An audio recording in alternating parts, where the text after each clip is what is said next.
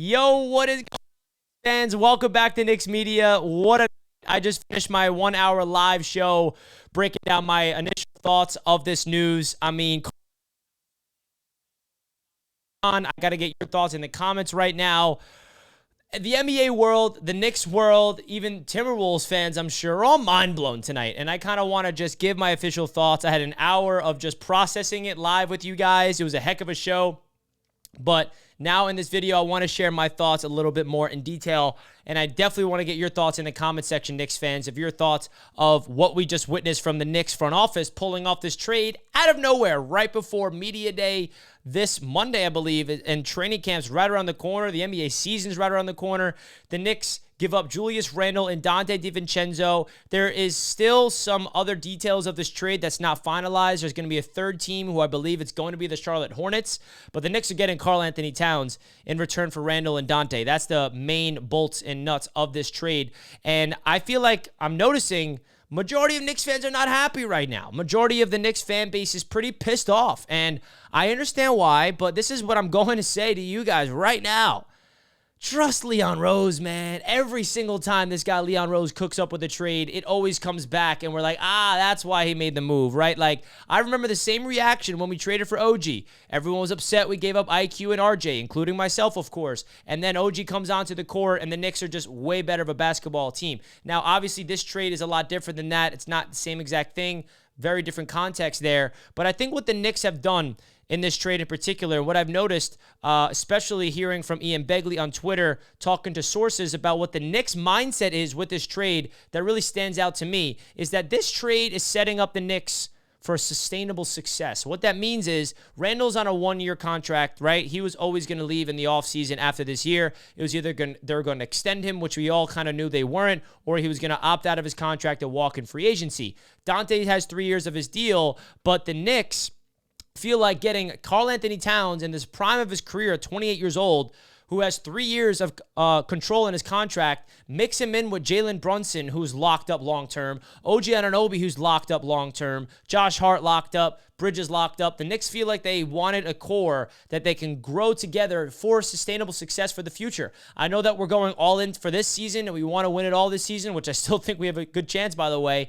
But the Knicks wanted to establish a core, and you look at the starting five right now, Brunson, Hart, Bridges, OG, and Karl-Anthony Towns. I know what you're thinking. Yeah, but Richie, what about the bench? Bench definitely took a hit, but that starting five is nasty, okay? I know that some Knicks fans are also concerned. Is Karl-Anthony Towns soft? Is he going to fit the culture of the Knicks? The good news is, number one, he's played for Tom Thibodeau. He knows how to play for a tough-minded head coach. They've had success over there in Minnesota before. Number two, we have two elite defensive wings on this team that can take the load off of Karl-Anthony Towns from a defensive standpoint, okay? This is a new era of the NBA. We need shooters. We need scoring. I know we just gave away our best shooter in Donte, but what we just got back is, let's not forget who we just got back. A multi-time All-Star, multi-time All-Pro, one of the best stretch fives in the entire NBA. And also, might I add, I know Mitchell Robinson is banged up right now and he's still healing, but when he's healthy in January, can you imagine a starting lineup or even just a rotation? Maybe they don't start, but just a lineup with Mitchell Robinson at the 5 and Karl-Anthony Towns at the 4 with Bridges and Anunoby and Brunson, or maybe Hart and one of the two wings are on the bench. I mean, the opportunities are endless there. So I actually am slowly coming around on this.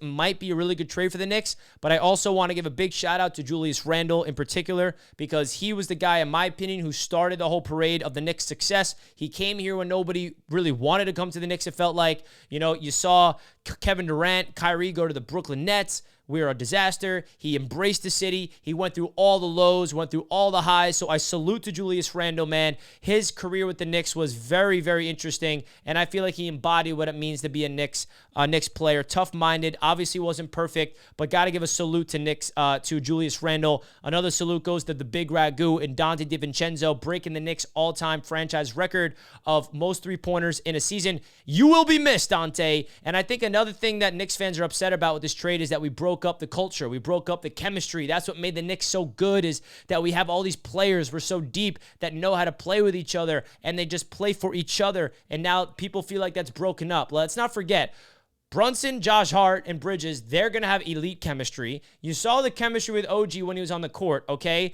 And I think Karl-Anthony Towns may fit onto this team more than Knicks fans give it credit for. I'm not trying to come on here and convince you guys that this is just the best trade possible because we still have to wait and see this season. But I'm just somebody that is completely bought in to trusting Leon Rose. Is that wrong of me? Because let me know in the comments, is there a move that Leon Rose has made that was not good? Is there a trade that Leon Rose made that did not benefit the Knicks? I mean, no. Even signing Isaiah Hartenstein free agency was a splash move that really benefited the Knicks, okay? Trading for OG, trading for Josh Hart was a home run. Trading for Bridges, we shall see. I think we can all agree that was a great trade. I think in hindsight, the Knicks got so freaking good in the starting five, but now the bench kind of took some hits. We got Deuce McBride still off the bench. We got Precious Achiuwa. I mean, Jericho Sims, of course, or hopefully he can take a step forward this year. I'm not too sure. Of course, we still got Mitchell Robinson, but is he going to be able to stay healthy this season? We got to wait until January for him to get healthy, of course. Bates Diop, we have the rookies. Tyler Kolek, we brought in Cameron Payne. We signed Marcus Morris.